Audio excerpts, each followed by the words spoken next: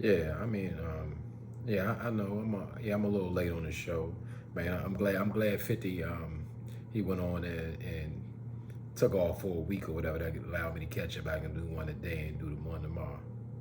All right, B, I hit you back. What's up, YouTube world? It's your homeboy J Dub, still the #1 comment on YouTube.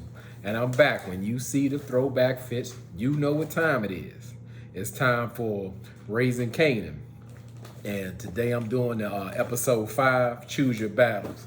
And it shows Kanan trying to, put together his outfit. And when you're just saying something like getting dressed, that's like I say, back in the 80s, back in the 90s, that was important. You know what you wore, what you went up the house with, was a planned project. It was that serious. So he putting together his outfit basing off his Georgetown Hoya jersey, the Alonzo Mourning, and saying that means something. I'm from DC, and that's one of my home teams, and that's what we've been representing, since forever, since birth. That's one of the home college teams, Georgetown. That was, and back in the 80s and the 90s, Georgetown was big time. A lot of NBA stars come out there, so that's special for me, and it just took me back some.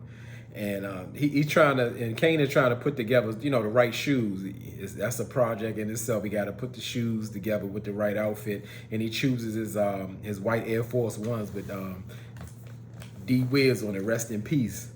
And he saw some dirt on the shoes, and as I said, this show like is so real. We took that like so serious. Like I said, for those who don't know, you had a speck of dirt. Your shoestrings got dirt on. You got to take them off and hand wash them. And it wasn't a game. You can't walk around bummy. You can't walk around dirty. And that's what it was. So after Kanan get dressed, he go downstairs and he see Rock, his mom, at the table. And what's on the table? That bloody polo rugby shirt that he threw under his bed after he got all that blood on it from Marvin shooting at that dude who was holding him up in the trap house, in the stash house, not the trap house. So Rock says she found it a couple of days ago, and she just was waiting for Kanan to kind of bring it to her and explain what's going on or whatever. And Kanan, of course, tried to cover up and lie on the story, and Rock ran right through it. She wasn't going for it. She knew she was in the stash house, and Rock, as she's very street smart. You can't just run game on her. And, she thinking ahead anyway. She could figure it out and just know what's going on. So Rock is at the house with Marvin and Lulu.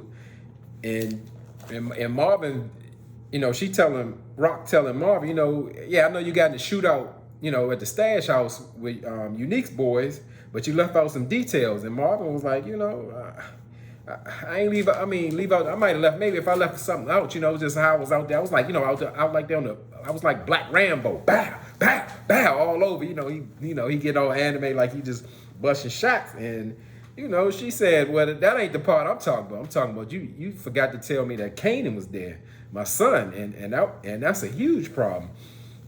And she shut Mom down. She handled him like the same way. Like she's like, I don't even want to hear from you because I don't even know what to say or what I'm gonna do about the situation. And she's like, that was one of her sons or whatever, and that's her older brother. And she's telling them now, we know it's Unique, so now we want to be on the offense. I want to know everything he's doing. I want to be on top of everything because we got to eliminate him. He's a problem. And so we go to Kanan, he's doing extracurricular activity like in school. He's in Rock's boyfriend Symphony's college course, and Symphony, after class, Symphony told Kanan, like, I noticed that you pay great attention to detail, and that's going to carry you real far in life, and that's real. Like people who do pay attention to detail, they pick up on a lot of things people don't see, and that kind of puts them at advantage. And he's telling them, but he don't know what I guess career Kanan gonna choose, but just saying that whatever he does, it's gonna be that's gonna help him. That's gonna benefit a lot. And Kanan was saying like, well, in the beginning, he gave his mother a hard time for signing him up for Unique's class, but he's actually learning and enjoying it. So that kind of surprises Symphony. And you can actually see Kanan, he's kind of letting his guard down with Symphony. He's more accepting, like, yeah, I know you like my moms, and that's cool or whatever, because I guess rightfully so, it's been Kanan and his mother for some time, and so he kind of felt threatened by Symphony, but he kind of see that he's cool. So yeah, they look like they're gonna be all right.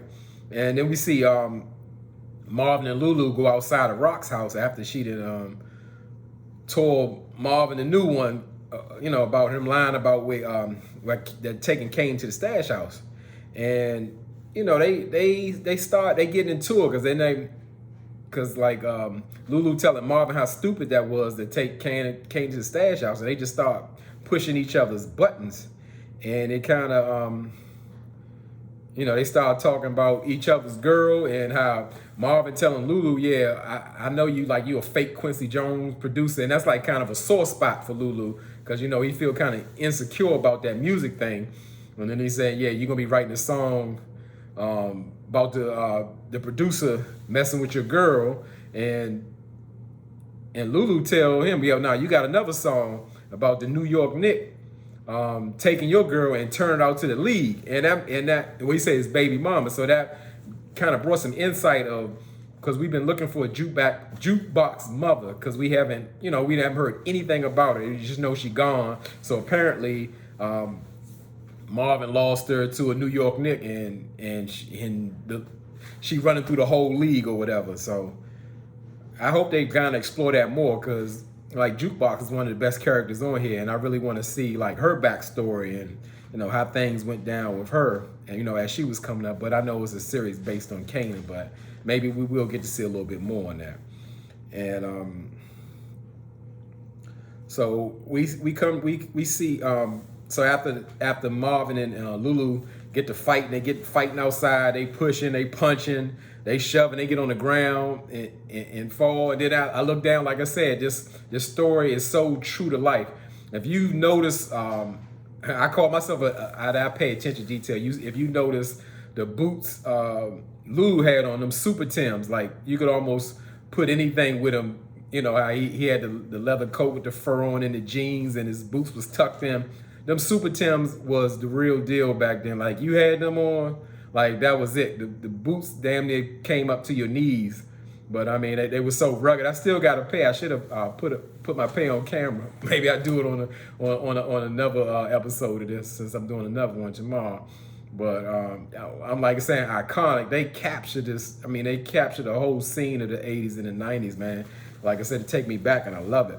And we see Kanan, he and Jukebox and Famous, they at the bodega, aka the new stash spot, and Juke says to Kanan that, like, she thinks Davina had something to do with the stash spot getting hit, and immediately Kanan kind of took offense to that, because Davina is, in his mind, that's his girl, so he got a problem with that. He just want to kind of get all that out the way. And Famous, he's always loud. He always in somebody's business and saying something out of the way. And he just got in the conversation and said a lot. He said, "You telling me Davina might be a rat?"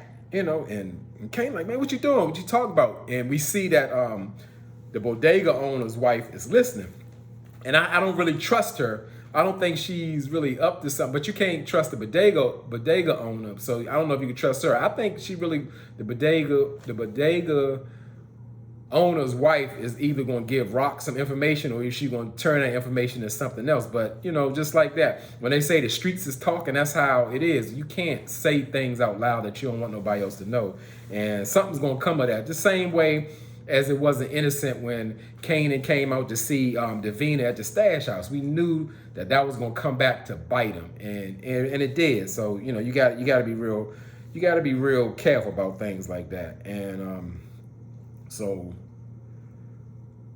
Kanan left, because he mad about Jukebox accusing Davina of being a rat, and Jukebox just trying to understand and calm him down or get upset, and like Kanan kind of like flipped on Jukebox and had an attitude with, like, he really took a position pretty much saying, you don't almost like Jukebox wanted part of his family, because she was telling Kanan that, our family got some secrets, like more so you don't want to know. And Kanan like, well, what you know about my family? And that was surprising, because like Juke said, I'm a part of your family, whatever. And Kanan saying, as far as he like stepping the Jukebox and pretty much telling her, well, I know your secrets, Juke, or whatever, and almost like threatening her. And that was shocking, because I mean, Kanan and Juke supposed to be tight, but I mean, she broke down. You like, you think I'm supposed to be scared of you? Like, Jukebox is thorough. She's a G. She's tough. So Kanan ain't shocked. So they just they just rolled out. Kanan left and Jukebox left, but Famous caught up with Jukebox and just let her know, like trying to find out what's going on with her and Kanan. She's like, oh, y'all beefing, but he's like, I'm in my studio. I'm in the studio doing big things. You should come by and check it out. You maybe get on my track or whatever. And she's saying.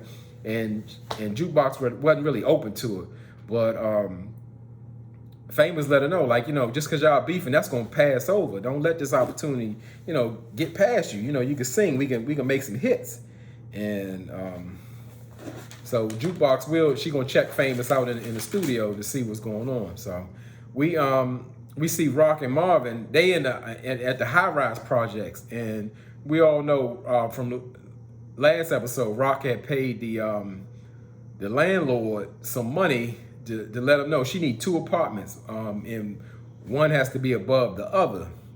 And she heard the landlord and Marvin in an occupied apartment.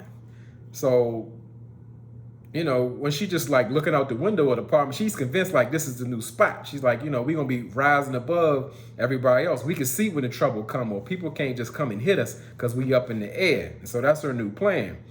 And that's, like I said, for her, she's always thinking ahead. She just got the new stash spot at the bodega. Now she's trying to get the new spot up in the high rise. And, she's always thinking ahead. She's smart like that. And I can see that bodega thing not going well, because the bodega owner is kind of bucking on her and questioning her too much and want more to profit early. And they just started doing business together. So I can see how she wanted to make that move. But so while they in there, the actual tenant who lives there right now in there, he want to know what's going on. He's like, y'all must got me mistaken. Like, y'all could just take my apartment. And Marvin like, who you talking to? What you talking about? And he look at Rock, and she gave him the nod, and he commenced the whooping on the actual tenant until she said that was enough. Told Marvin to go take a break outside or whatever, because he was about to beat the man to death. So Marvin and the landlord went outside while Rock talked to the bloodied up tenant and let him know, like, just checking, just see where he at, check his temperature, say, well, you know who I am, right? And he's like, yeah, I know who you are, and I'm a had an apartment, so you got to figure out for yourself how you want to end up in this deal. And I mean, she pretty much explained to her, if you don't give a department, you're gonna get wiped out, or you give up the apartment and you're gonna get paid. So you probably want to just get paid, and not just because we're gonna take the apartment anyway. So he got it. She made him an offer he couldn't refuse. So that was done. So Rock had a discussion to Kanan about, how he's not listening, because she's supposed to be schooling him in the game, and it's really important for her to be in charge or whatever. And Kanan's saying, like, he feel like he getting played in it, all that school stuff, and he need to make it on his own. He got to make his own way. And he's telling Rock, like, listen, just teach me how to cook. And she like, cook what? He's like, I already know spaghetti and meatballs. You know what I'm talking about. And you could tell Rock don't want to really teach him. So she kind of leery about that. So Kanan say, while she thinking about it, Kanan asked to have him drop him off at the pizza spot. So so that's where he goes. He wanted to go, but she's saying, let me take you, because, she always worried about Kanan. And really, Kanan wasn't going into the pizza spot. He's going to handle Scrappy, the guy who one of Rock's men who work at the stash house. Because now, like, Kanan got it in his mind that Scrappy is the one who snitched, even though Jukebox told him, like, hey, Scrappy is like one of the most loyal people you ever know. He almost like family to Rock. So you sniffed up the wrong tree. I feel like he's covering for Davina, so he gotta blame somebody else for getting the stash house robbed, even though I know he don't believe Scrappy really did that. So, but what Kanan didn't know, when he left the pizza parlor to go check Scrappy, Detective Howard was following him. And so Kanan stepped to Scrappy, let him know, like, you was sick on the day that the stash house got robbed. And Scrappy let him know, like, if you wasn't Davina's son, I'll whoop you right now. But Kanan ain't trying to hear that, so he's trying to fight Scrappy. And Scrappy is taking it easy on him, but Scrappy really too much for Kanan. He trying, but then Detective Howard and his partner break them up or whatever, because he letting them fight and letting them get that energy off of them. And he end up arresting Scrappy and Kanan. They like, well, we was just playing. It ain't that serious or whatever, because they ain't want to go to jail. So back at the station, we see Detective Howard. He like pressing up on Kanan for information, and Kanan holding strong. It's not surprising. He like, well, I ain't talking until my legal guardian get here and all that. And he knows Kanan has some information on Rock, so he's just trying to get anything he can. And he actually, to I guess Kanan, for to cooperate, just to try to get out, he gave Detective Howard's birth date, and then that kind of led to an investigation with Detective Howard looking at when his father was in jail. So it's like it's not kind of matching up. He thought Kanan was born later than earlier, so that's leading to something else. And so Symphony actually shows up to the police station to pick Kanan up, and he told Detective Howard that he was a family friend, but Detective Howard told him it ain't no guardian, and Symphony broke it down to Detective Howard like, well, ain't arresting black boys because of the color of their skin don't fly even. And Detective Howard was like, well, you got a lawyer that don't know nothing. And so Detective Howard let Kanan go, but he's still checking on when Kanan was born, because he got a backstory with Rock. So Jukebox is in the studio with Famous and Uncle Lulu. And Uncle Lulu pretty much took over the studio, because he took over Crown's bills, his past due bills, so he can pretty much do what he want. Because Lulu didn't want to really ask Crown for a favor for Jukebox, because it's like Owen. But once Crown took over the bills, he pretty much is like a partner in the studio, so he can let anybody get on who he want. And so they decided to again since Lulu running some of the show up in the studio, he telling Jukebox to get on the track or whatever. And Crown looking like, we need a professional singer. We don't just need nobody off the street or whatever. But, Lulu tell her like, hey, we call her Jukebox because she be getting money ever since she was 5 years old. She could sing. And then Jukebox get in the booth and do what Jukebox do. She blew Crown away and she rocked the song. She was the song. I mean, that song sounds so good, they could really put that out. And so once they was done with the studio session, Jukebox went to celebrate her new song over her girlfriend's house. And, they over there kissing and stuff, and the girl's mother bust in the room, and she went crazy, like ballistic, and just, threatening Jukebox about, if you ever come back here, I'm gonna call the police on you for rape and all that. And that that really shook up Jukebox. Because she didn't expect all that, and she was scared they got caught, and then just how the lady treated her, because before they were treating her like family, now she's like an accused rapist, and she knew she could never see the girl again, and that's just messed her up. You can see that Jukebox was shook, and we don't see that a lot. And so we see Rock and Kanan in the kitchen, and she knows deep down in her heart like it's a mistake to teach Kanan how to cook crack. It's just gonna lead to bad things. But Kanan ain't taking no for an answer, so I guess she feels right that if anybody's gonna show him what to do about it, it's gonna be her. And she giving him the rules. She was like, we violating in the first rule anyway. You never cook when you sleep, but it's such a small amount, so we gonna go ahead and do this.